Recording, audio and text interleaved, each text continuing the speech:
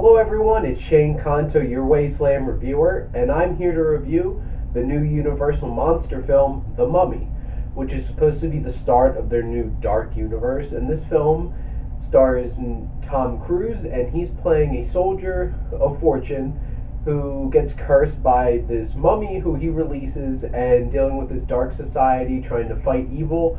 And I was very disappointed by this film. Going in, when I first heard that they're going to be launching this new universe, a lot of people's responses were, "Oh no, Marvel did it. Now Universal has to do it." Let's take a step back and realize Universal did this way before anybody else did, way back in the 30s and the 40s with their Universal monster films. And I actually kind of like the idea of bringing new, fresh take on this. And I remember when I first saw the trailers, I'm like, looks kind of generic. Hopefully they do something special with it, and unfortunately it is exactly that. It is generic and kind of a mess, and that really brings this film down. I'm going to start with talking about Alex Kurtzman, who's the director of this film.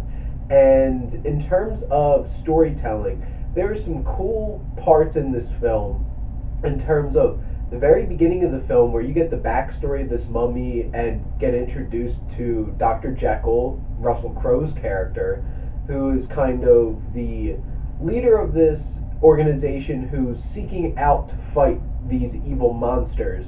And you get this cool backstory, and it's told in a really cool, intense way. Russell Crowe's narration over it is intense, and it really sets up something cool.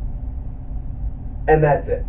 And then you get into the film, it's a bit all over the place. A lot of the story doesn't make sense. And unfortunately, the only real innovative ways of storytelling, or anything cool for that matter from a directing perspective, that goes on with the rest of the film, is that Tom Cruise's character is cursed and has this connection with this mummy, and over great distances has these visions, and how that is put together, how that's edited together and brought together, and you feel that connection that he's growing with this cursed being, was actually pretty cool. I liked that. That was a cool idea. There were cool ideas in this film, and this whole organization trying to fight evil, I thought was a cool idea. The general premise was pretty cool, and I thought it was exciting and could be done in an interesting way. It just wasn't. And unfortunately, it's kind of thrown together and not done in the most, you're going to say, done in a way where it was done smoothly and lacks some finesse. And it's kind of just clunky and thrown together, which is unfortunate. And in terms of the tone of this film, it was trying to do two different things. You go back to the original Universal monster horror films, and they're horror films. And they're dark, they're scary, and it tried to do that at certain points. Were there certain points that did make me jump? Yeah, but they were kind of in a cheap way, using sudden cuts, sudden music, and boom, it's just like, oh, of course that's going to scare me. But it wasn't done in a way that's building tension, building thrills, which there was a lot of lacking of that, lack of energy and any kind of uniqueness to bring to give this film a bit of an edge. And then there was parts where it's trying to be that fun action adventure that doesn't take itself too seriously. And unfortunately, most of the humor is handled in a terrible way. And really, the only humor that comes off as effective for me during this film was anytime it was reactionary, anytime it was physical, the actors were taking on, they were reacting to things going on, and I give credit to the actors for making that work. And unfortunately, it tried to be a little bit of the 90s Mummy, which I love, tried to be a bit of the old Universal horror, which I love, and didn't do either of them very effectively. Now, in terms of looking at this from a visual perspective, the action, it wasn't super effective, it wasn't super thrilling, it wasn't really unique. And in particular, there's one scene in an ambulance that was so jarring and so badly put together and edited and framed that it made me a little nauseous, and I had to keep looking away. And you don't want that to happen when you're trying to watch a film. Don't make your audience have to look away because they can't handle what's on the screen because of the camera work. That's really disappointing. And the cinematographer of this was Ben Saracen. There wasn't a whole lot to be done in a cool way with a lot of the cinematography in this film. The CGI is kind of iffy, and that's disappointing from a visual perspective. It would have been a lot cooler if they could have done more in-shot makeup work for a lot of these mummies and stuff like that, but they don't, and that's a disappointment. And in terms of, there was some sequences where the lighting was not done in a way that you could actually see what was going on, and I'm like, I didn't even see what was happened in that sequence. So how am I supposed to feel about that or know what's supposed to happen there? And overall, it was done in a really clunky way. And then we get to the writing.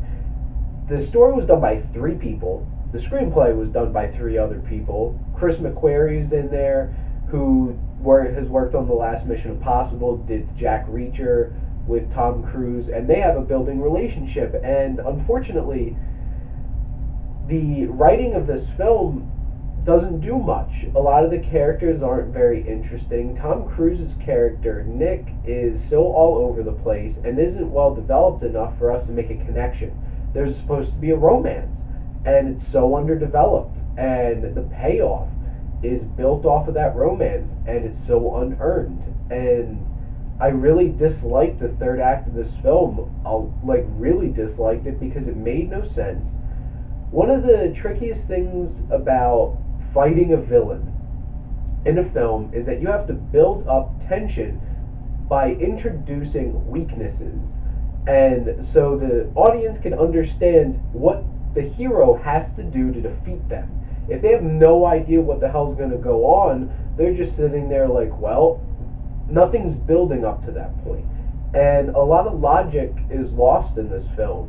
And the story was written in a way where some of the more interesting things felt kind of shoehorned in and didn't make a whole lot of sense. And that's overall, and I keep reiterating this film was a pretty big disappointment, because there were things in this film that could have been really cool, could have made this a very interesting new take on an old property, but they kind of just fumbled it around. And getting to the acting, Tom Cruise doesn't have a whole lot to do with such inconsistent work, but his physical performance is great. He does a fantastic job with that, as he always does, where that is a big strength of Tom Cruise, is that physicality, good use of physical comedy. And like I mentioned before, that was the comedy that worked. You have Annabelle Wallis, who plays the female lead in this film, and she's awful.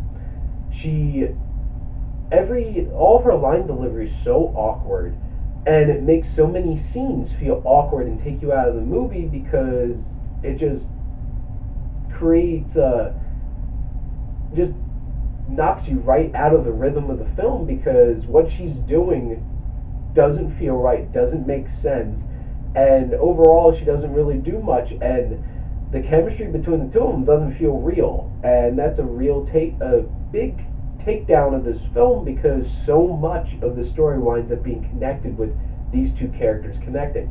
You have Jake Johnson, who's supposed to be like the side character, and basically went full blown Charlie Day on his worst day, where he's literally just yelling everything, and it's just like, please stop.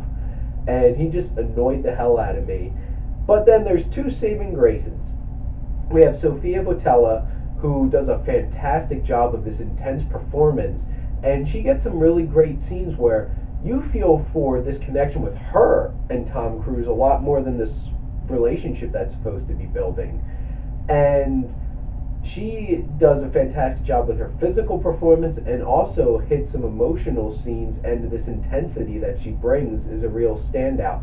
And then you have Russell Crowe, who basically just pops up on screen to be like, hey, I'm the only one having fun here, and boy am I having fun. And I really enjoyed the scenes he was in, and his dynamic that he did with Dr. Jekyll and then Mr. Hyde. They're 2 completely different characters, and both really enjoyable for the short amount of time you get to see them. What my closing thoughts on this is, because this is supposed to be building to something big, this whole universe.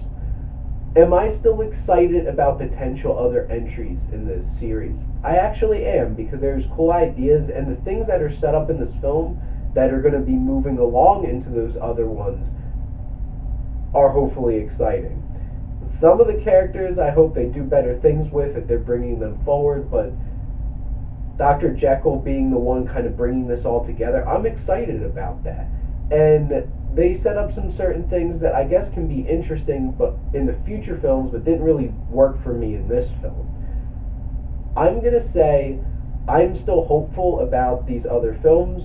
We'll see if they actually get made, because the box office projections for that are pretty low going into this weekend. Hopefully it makes a lot of money worldwide where they can continue this dark universe and keep trying to build off of this.